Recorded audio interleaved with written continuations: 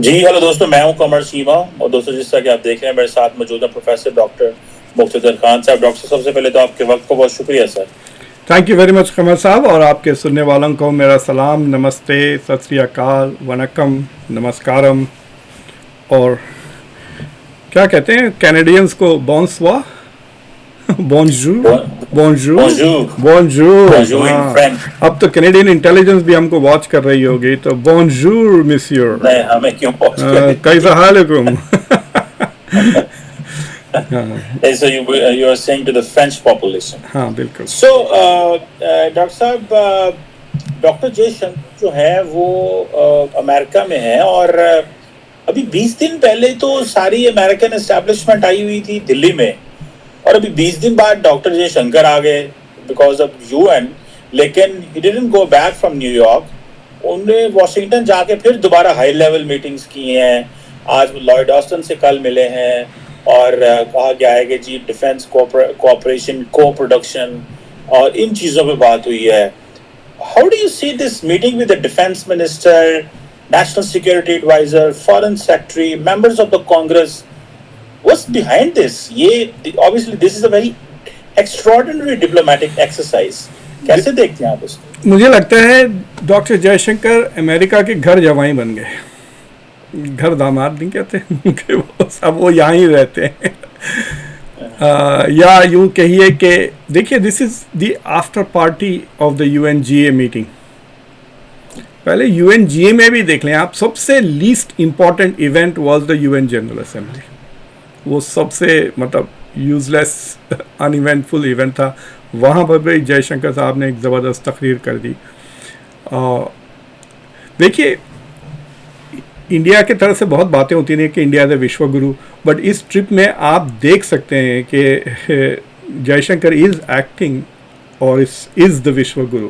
वो ना सिर्फ दुनिया को बता रहे हैं कि इंडिया क्या कर रहा है और इंडिया और अमेरिका के क्या ताल्लुकात है और क्या उम्मीदें हैं इंडिया और अमेरिका को, but is also trying to tell the world कि दुनिया कैसी है, कि क्या ट्रेंड्स आ रहे हैं, what are the transformations taking place at the structural level, globalization का क्या हो रहा है, रीग्लोबलाइजेशन कैसा करना चाहिए। So he is literally lecturing to the world. Lecturing मतलब मैं पॉजिटिव सेंस में ले रहा हूँ उसकी, वो समझा रहे हैं।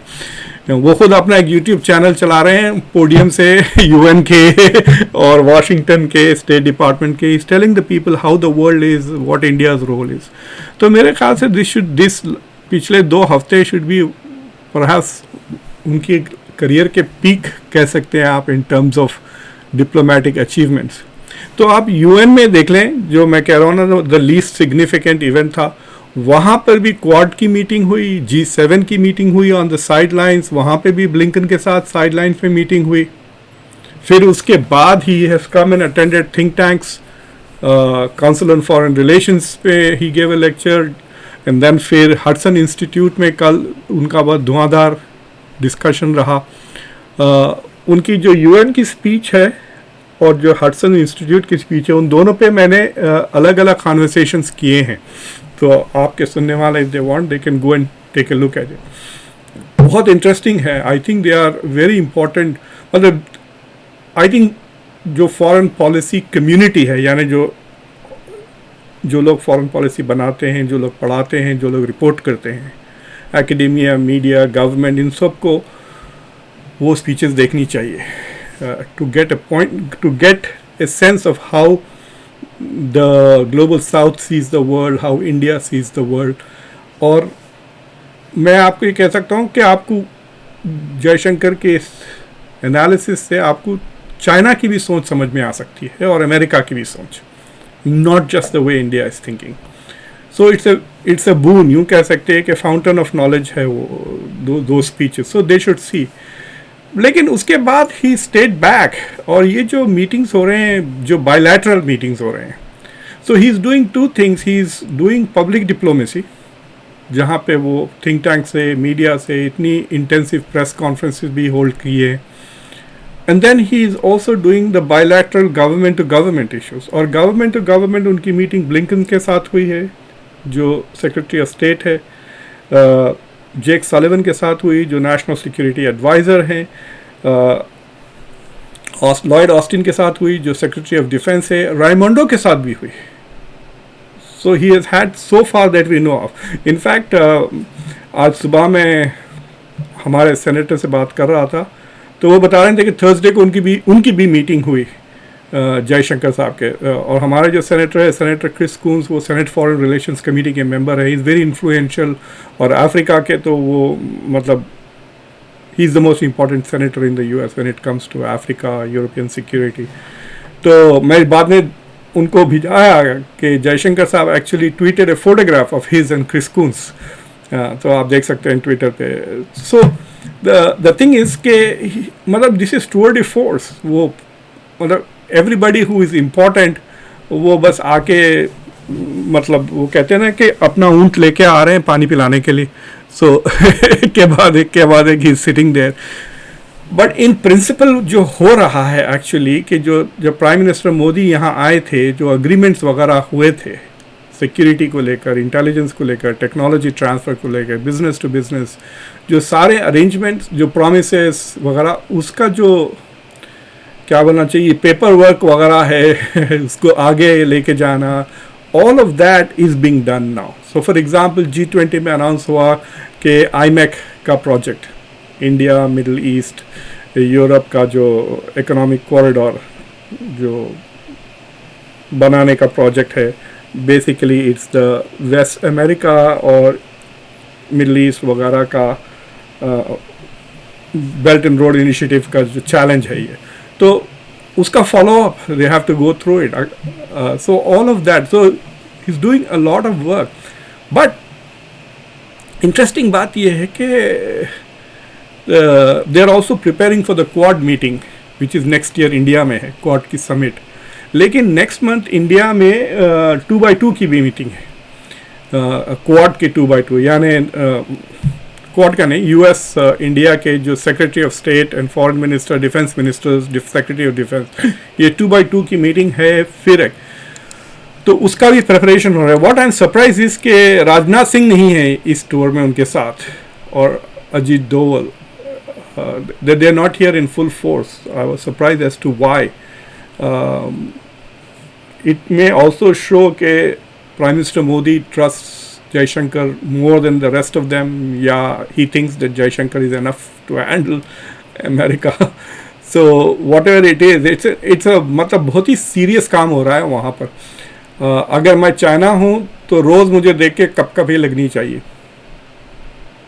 जिस तरह से तेजी से the world two major powers are coming so close. कैसे कब कभी लगेगी? क्या आप समझते हैं कि China has been outmanoeuvred by India, या कि आप इसको ऐसे देखेंगे कि India is searching for its own security and for its own survival at the end of the day? Because after Galwan India को तो फ्रांस भी जाना पड़ा, अमेरिका भी जाना पड़ा. Forget what America needs from India, but also why India is clamouring. देखिए, मैं आपको सिंपल चीज में मिसाल देता हूँ, क्रिकेट की मिसाल देता हूँ. आपने खेली है क्रिकेट? तो imagine China is like a fast bowler, बड़ा तेजी से धूम आके बड़े जोर से बाउंसर मारा इंडिया के ऊपर, और इंडिया ऐसा बैट लगाया, वो छक्का चला गया. तो गलवान वैसा हो गया. जो गलवान में जो हरकत की है ना चाइना ने, तो वो एज को लगकर वो छक्का जा रहा है, या ये जो नज़र आ रहा है आपको, दिस इज़ अ 6. क्योंकि जिस तेज़ी से India has agreed to go, actually जो बाउंसर था वो डोकलाम था. तो हडसन इंस्टीट्यूट में in the beginning, Hudson Institute की जो तकरीर थी, it was focused on the Indo Pacific. तो डॉक्टर जयशंकर ने बताया कि ये दूसरी सेकेंड अटेम्प्ट में सक्सेस हुआ है, पहले अटेम्प्ट में सक्सेस नहीं हुआ. तो 2007 में जो कोशिश की थी यूएस ने क्वाड बनाने की, दैट डिडंट वर्क आउट. ये क्वाड का प्लान मतलब it's one of the earliest plans of this century. लेकिन 2017 के बाद से it has been working very fast. 2019 में मिनिस्टीरियल लेवल पे आ गया था. So the answer is the difference between 2007 and 2017 is China and China's role. China का जो इमेज है वो चेंज हो गया. देखिए, जब बैलेंस ऑफ पावर की जो डिस्कशंस होते हैं, तो both theories are just about balance of power, both theories are balance of threat. ठीक है, यानी मतलब America is a powerful country, India is a powerful country, but India does not see America as a threat, right? So it's not trying to balance America, but China is posing a threat now, so it needs to balance that threat. तो उसमें क्या होता है, the people whom you see as a threat and not threat. तो India के लिए 2017 और 2020 के बाद चाइना की aggressive foreign policy became an imminent threat, clear and present danger बन गया चाइना. तो इंडिया हैज़ देयरफॉर मतलब उनकी जो हिस्टोरिक रिजर्वेशंस थे अमेरिका से, जो झिझक थी, वो सारी ख़त्म होती जा रही है धीरे धीरे. सो कॉन्फिडेंस बिल्डिंग मेजर्स बढ़ रहे हैं और फ़ायदे भी हो रहे हैं ना. सो लाइक अगर आपने वो तकरीर नहीं देखी तो ज़रूर देखें. He said something else very interesting. He says कि अब अमेरिका और चाइना, इंडिया एक दूसरे से डील नहीं कर रहे हैं. They are not trying to deal with each other, they are trying to work together. समझे आप? This is a very different, मतलब I like the way he put it. It's like saying कि मैं उनके साथ उनको डील कर, मतलब जब किसी के साथ आप डील कर रहे हैं देन इट्स लाइक अरे यार फ़ायदा भी हो रहा है, नुकसान भी हो रहा है, I need to balance those things. वैसा नहीं है. यू थिंक हम मिल के क्या कर सकते हैं? That is the nature of India's relation behind all this. क्या आपको नहीं लगता कि जब इंडिया ये बात कर रहा है, आपने टाइम एंड अगेन एक चीज देखी होगी कि डॉक्टर जयशंकर कह रहे हैं कि एक मुल्क है मेरे से ज्यादा, इतना ज्यादा ताकतवर है, मैं उसको क्यों अनॉय करूं. So India is doing every bit not to annoy the Chinese, because at this moment they believe that nobody will come to the rescue. देखिए, it's not a question of annoyance anymore. मतलब वो जो आप coat कह रहे हैं वो Smita park, क्या नाम है वो, ANI को उन्होंने कहा था ना, he was irritated by what she was saying. So he said, do you want me to go and start a war with a bigger economy? ये कहा उन्होंने. तो India is not prepared to go to war with China at the moment. इसमें कोई मतलब दो राय नहीं है.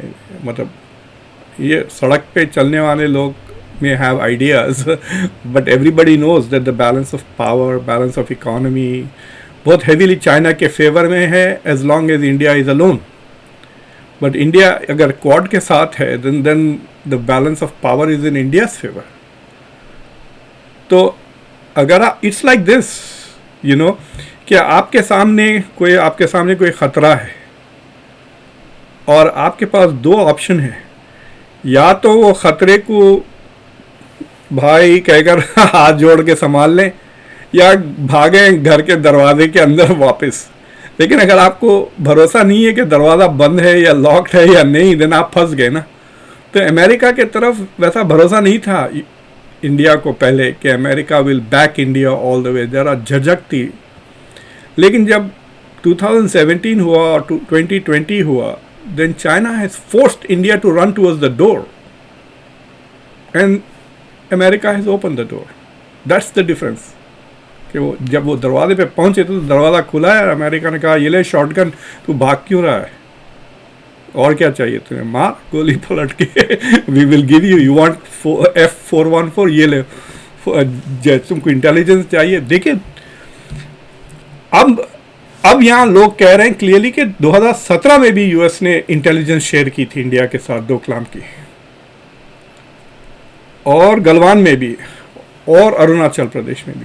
सो the United States has helped real time to India 3 times already. और फिर मतलब जेन्युइन बेनिफिट्स हो रहे हैं. और देखिए, आप और हम तो पढ़ रहे हैं ना इसके बारे में, या किसी से बात कर रहे हैं, वी आर शेयरिंग. अब जब हम इवेंट्स अटेंड करते हैं वॉशिंगटन में, किसी के साथ चाय पीते हैं बाद में, so we get to hear things. But the Indian government is actually seeing this in action ना. They are getting daily intelligence sharing कि अरे वाह, America is sharing with us on a daily basis. वो देख रहे हैं ख़ासतौर से जब मिलिट्री टू मिलिट्री प्रैक्टिसेस हो रहे हैं. अभी मालाबार की जो एक्सरसाइज हुई देखें आप वहाँ पे, उससे पहले नॉर्थ इंडिया में मिलिट्री एक्सरसाइजेस हुए हैं. तो पिछले 1 साल में ही देखो आप, लैंड पे भी एक्सरसाइज हुए हैं, सी में भी एक्सरसाइज हुए. And if I am not mistaken air force के भी एक्सरसाइज अभी जो हुए G20 के. So in that sense you are seeing कि इंटरऑपरेबिलिटी बढ़ रही है, there is sharing of intelligence, there is sharing of best practices, और there is also accommodation of each other. एक दूसरे को अकोमोडेट भी कर रहे हैं. सो द कॉन्फिडेंस तो बढ़ते ही जा रहा है. And they are seeing more benefits and less नुकसान. अब 1 मिलियन वीज़ाज दे रहे हैं इंडिया को इस साल. तो देखिए, the benefits are not just security related, economic related, education, technology, plus people to people भी बहुत. मतलब आप गारसेटी को वॉच कर रहे हैं, आप कंपेयर करके देखें India, US ambassador to India और US ambassador to Pakistan. People to people कितना कर रहे हैं. वो जा रहा है सिक्योरिटी, गवादार जा रहा है, he is going to Gilgit, he is doing all this security related trips, but not like Garcetti जो जाके मद्रास में फिल्टर कॉफ़ी पी रहा है. He is just engaging with public, talking to students. मतलब नहीं, देखिए जो आप अगर इस्लामाबाद में जो यूएस एम्बेसी का ट्विटर हैंडल देखें, the Chinese, the American DCM and the American ambassador, they have been traveling a lot in Sindh, and Pakistan obviously छोटा है, we don't have states उस तरह नहीं है, लेकिन ये है कि जो चाइनीज अमेरिकन एम्बेसडर है वो बहुत ज़्यादा. और आपको पता है ये जो 2 मूव्स हैं, being in Kashmir and GB, ये अमेरिकन ने बड़ी, ये they were very daring moves. India बड़ा उस पर बोला है, लेकिन उन्होंने वो उस पर रुके नहीं है, लेकिन वो बहुत ज़्यादा एंगेज करे. लेकिन ऑब्वियसली इंडिया और अमेरिका का हमारा कोई कंपैरिजन नहीं है, the way they are moving ahead. Doctor साहब, एक बात मैं आपसे करना चाह रहा था. आपने एक लफ्ज बोला है, बैलेंस ऑफ थ्रेट. हमने बैलेंस ऑफ पावर भी सुना है, बैलेंस ऑफ टेरर भी सुना है, बट इस बैलेंस ऑफ थ्रेट से क्या मुराद है? भाई, लेट्स से कि आपको न्यूक्लियर वेपन्स चाइना ने दिया. क्यों? जी. Because you are not a threat to them, but you are a threat to India. So if you get a nuclear weapon, India has to balance that because it's a threat. लेकिन जब America F-35 बनाता है तो Canada भाग कर F-35 के counter नहीं बनाता, because America's F-35 is not a threat to Canada. हालांकि पता है आपको, एक पॉलिटिकल साइंटिस्ट है स्टैनफोर्ड के, बियोनो डी मेस्किटो कहकर है उनका, बियोनो डी मेस्किटो. इतनी मोटी मोटी किताबें लिखते हैं वो फॉर्मल थियरी में. तो उनका एक किताब वाज टू आर्ग्यू कि जो स्टेट्स आजू बाजू होते हैं ना, उनमें सबसे ज़्यादा प्रोबेबिलिटी है वॉर की. So from A mathematical perspective, America के सबसे ज़्यादा चांसेस जंग होने के वो कनाडा और मेक्सिको के साथ हैं, because they share A border. जैसा इंडिया और मंगोलिया की जंग के चांसेस बहुत कम हैं, बट इंडिया और पाकिस्तान और इंडिया चाइना के जंग के ज़्यादा है, contiguous. So even then America's new weapons are not a threat to Canada, but they are a threat to Russia. तो रशिया विल सी, अरे F-35 बनाया, how can we shoot it down, let's make S-600. So that move to create S-600 is a balance of threat. ठीक है. So in that sense थोड़ा constructivism आ जाता है, because this is influenced by your categorisation of the other state as a friend और an enemy.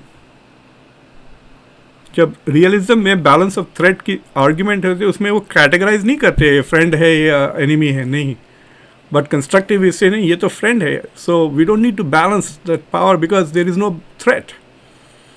So balance of threat की बात कर रहे हैं. तो India does not see that any more, कि the US is not a threat. What is interesting is कि America के पॉइंट ऑफ व्यू से America is building a new China again. सोचो आप 10 साल के बाद, 12 साल के बाद अगर इंडिया की इकोनॉमी अमेरिका से बड़ी हो जाती है या कंपेटिटिव हो जाती है, तो will India continue to play this role, जो करंट रोल है इंडिया का, whichever way you define, right. Walter Russell Mead जो हडसन इंस्टीट्यूट के चेयर थे, वो मॉडरेट कर रहे थे पैनल, उन्होंने बहुत केयरफुली हैंडल किए इन लोगों ने जयशंकर साहब से. इट वाज वेरी इंटरेस्टिंग, मतलब बहुत अदब से and carefully. So he was trying to say कि भाई फंडामेंटली अमेरिका और the US, from an international theory perspective, cannot be friends because America is a status quo power. America को change नहीं चाहिए दुनिया में. If you are on top, why would you want change? But India is a power that wants change. देखा, आप हर वक्त बात कर रहे हैं कब चेंज कर रहे हो यूएन सिक्योरिटी काउंसिल, ये वो नहीं होने वाला है. राइट. वो कह रहा था we are not an anti west, we are an non western. तो जब व्हेन ही जब वो जवाब दिए, that is what he meant कि we are not a threat and therefore there is no need to balance of threat की बात आ रही. इन दैट कॉन्टेक्स्ट मैंने वो कॉन्सेप्ट की रेफर किया था.